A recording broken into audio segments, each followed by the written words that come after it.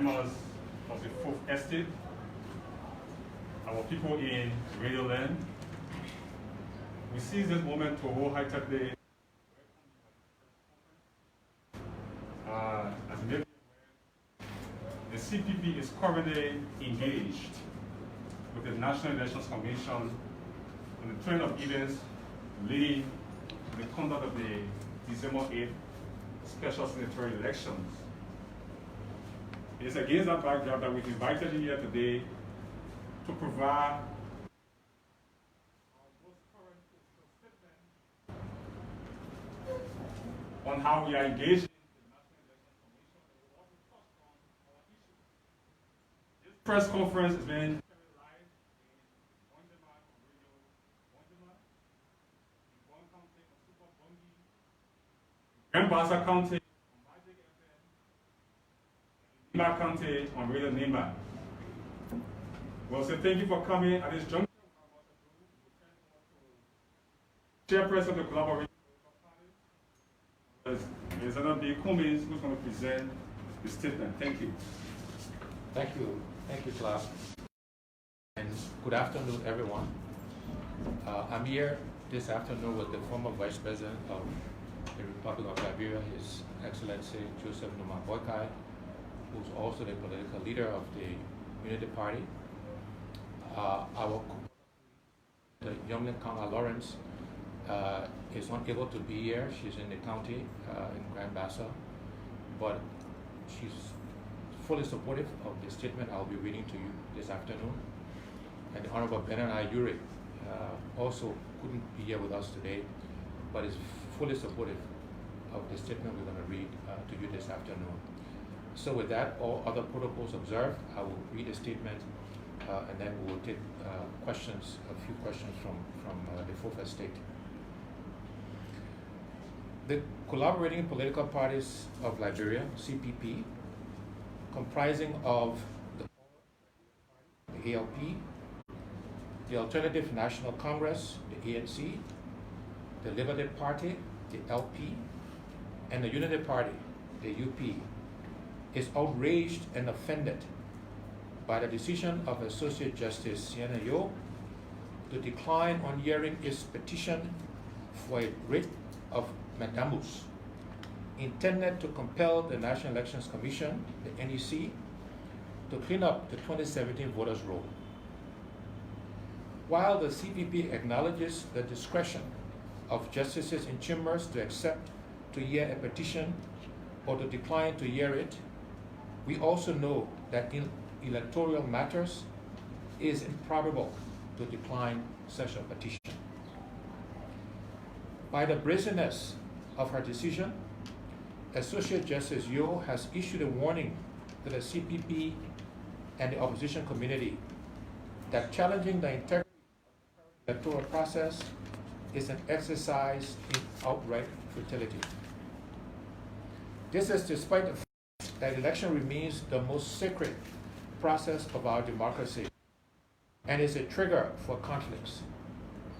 By her decision, the Associate Justice also leaves the CPP sadly impressed that the Supreme Court, the anchor of our democracy, is wanting in courage, grievously stricken by a lack of independence, and overcome by external considerations and maneuvers.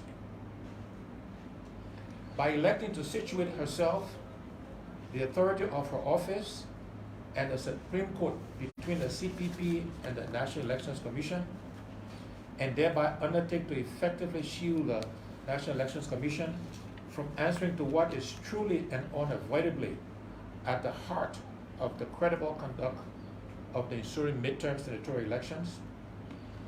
The Associate Justice has confirmed to the CPP that the Supreme Court has parted with its sense of neutrality and fairness to decide matters of grave and urgent national concerns. What the CPP cannot ignore, however, is that the decision of the Supreme Court has undermined the credibility of the upcoming elections. In our petition for the issuance of a writ of mandamus on the National Elections Commission, we did not ask the court that they would require Associate undertake any exemplary display of courage in the exercise of the authority and functions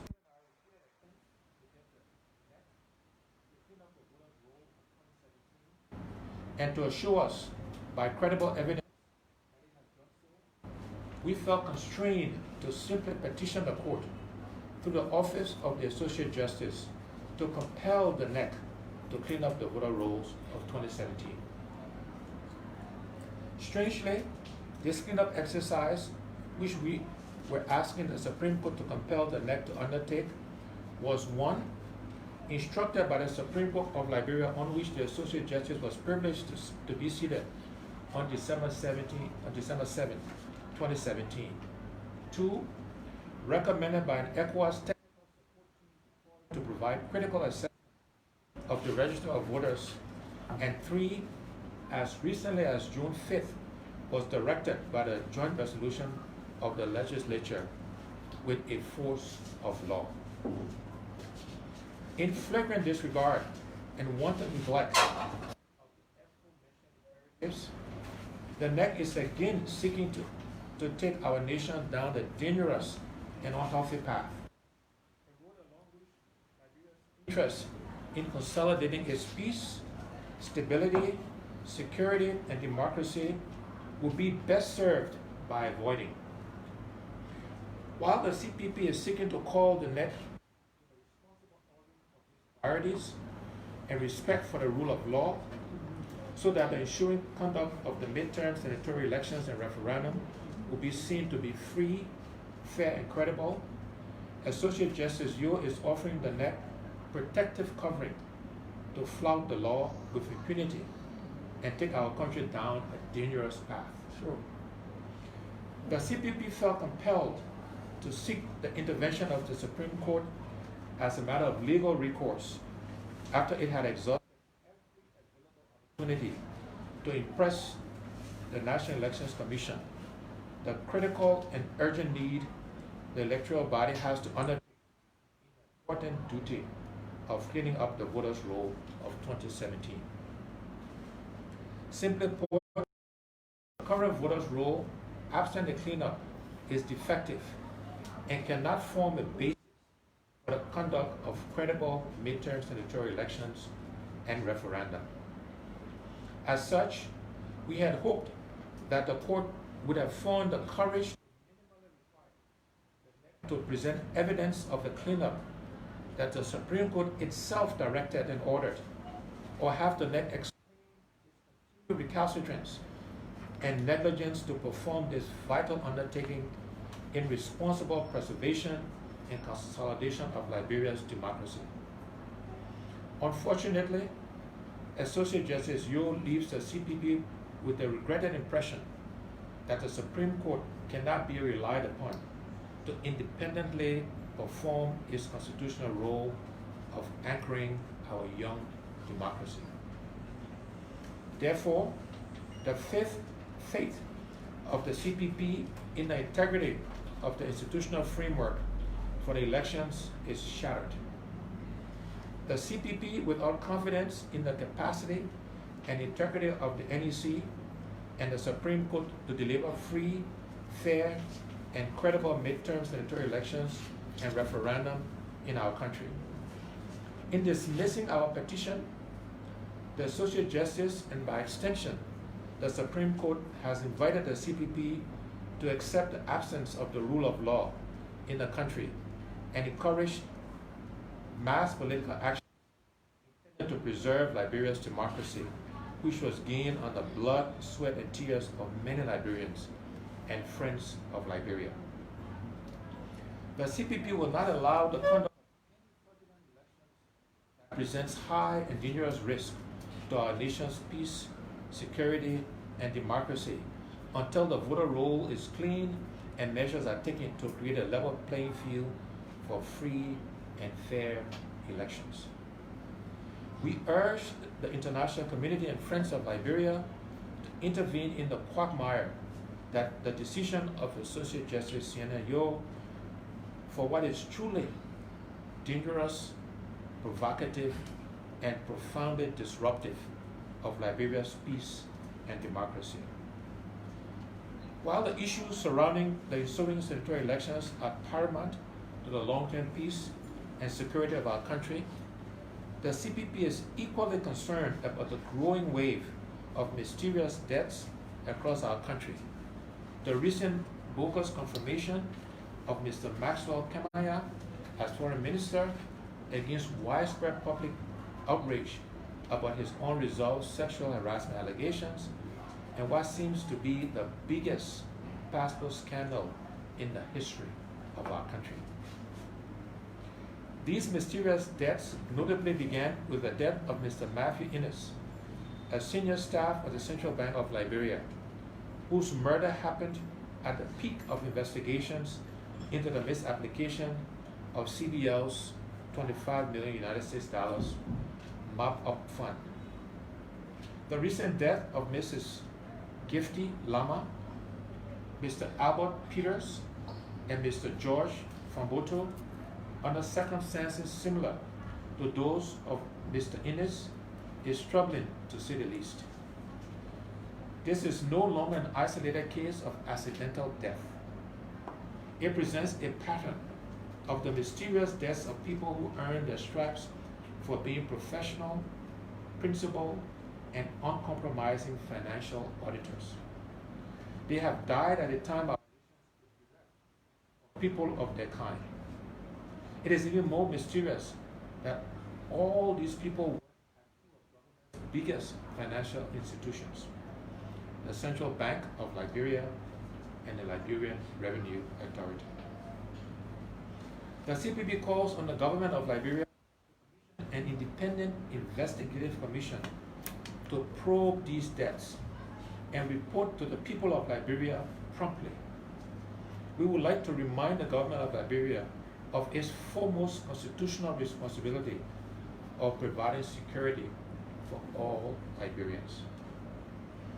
The government of Liberia cannot continue to remain silent in the face of the embarrassing revelations being made by Mr. Andrew Waplo, alleging the dubious wholesale of Liberian passports to criminals and people suspected and listed by some of the international partners for terrorism, money laundering, etc.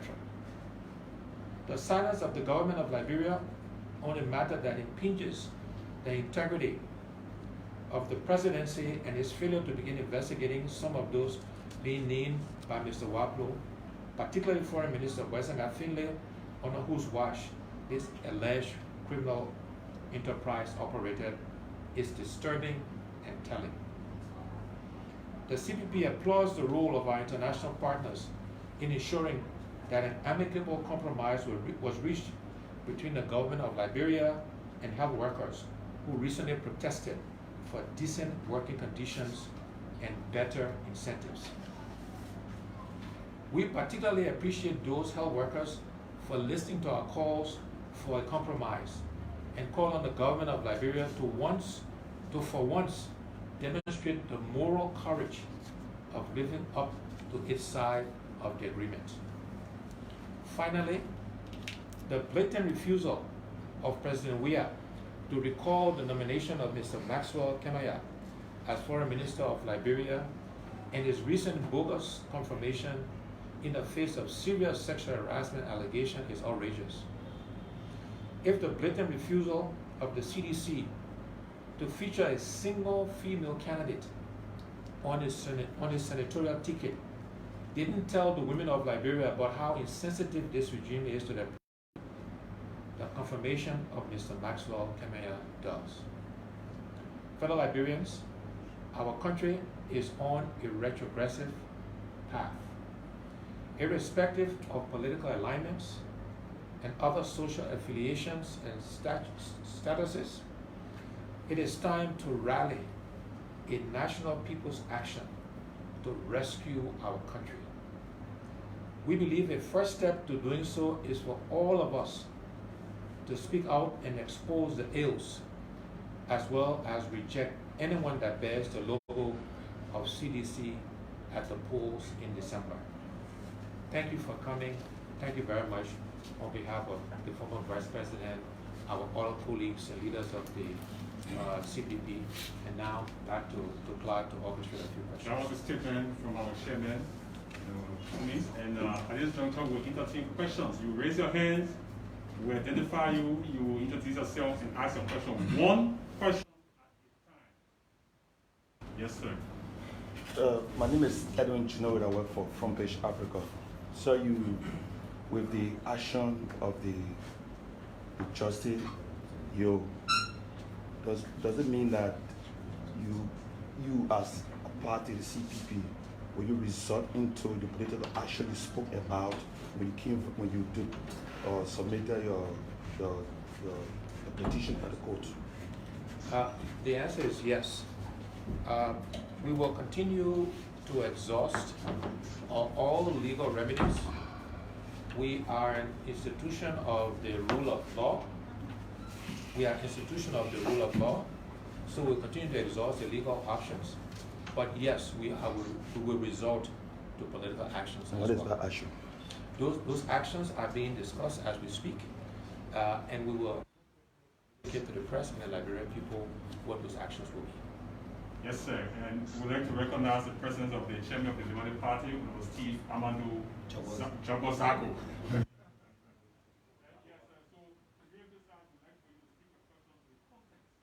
The message, yes, sir. Honorable Kunis, my name is George. I run for Smart News Liberia Online, and it's also the Liberia contact person for the Danish newspaper News TK. My question is, you talk about writing a national people's action. You can share with us what is this national people action that you're going to write? Yes, so in addition to the CPP, we believe and we have begun to reach out to other political parties. For example, the Rainbow Alliance, but we will reach to other political institutions. We will reach out to civil society organizations. We believe all Liberians who want our country to move forward in the right way should rally together to demand that the elections in December 2020 is free, fair, and credible. So we'll rally all Liberians to join us in this effort. Next question. Okay, so thank you so much. My name is Darius, and I correspond for Radio France International and the West Africa Democracy Radio in Senegal. On the very day you went to the Supreme Court seeking the intervention of the Justice in Chambers to issue the writ, the very day the Elections Commission chairperson had a press conference and she said, immediately after the voters roll up the process, there is a process in the election law that calls for you political parties to go and list with NEC and other international observers to clean up the voters' roll. So going back to the Supreme Court or the full bench of the Supreme Court seeking their intervention into the stalemate, don't you think it's prudent to just go with the Elections Commission and have them work with them to clean the voters' roll? You recall from the statement that we have been working with the National Elections Commission very, very consistently, very persistently, following all of the rules and regulations of the Commission. But unfortunately, we have gotten no response, no recourse. And so we're left with no alternative but to go to the Supreme Court. As I mentioned earlier, we'll continue to exhaust all legal avenues, including continuing to go to the NEC, to go to the Supreme Court, but we will couple that with political actions. And as I mentioned, those actions are being discussed and agreed amongst us, and we'll be communicating to the Liberian people very shortly. As I also mentioned earlier, we want to build a broad coalition of Liberians. And of course, that will take time to do before we announce our political actions. The next question. Is there any question?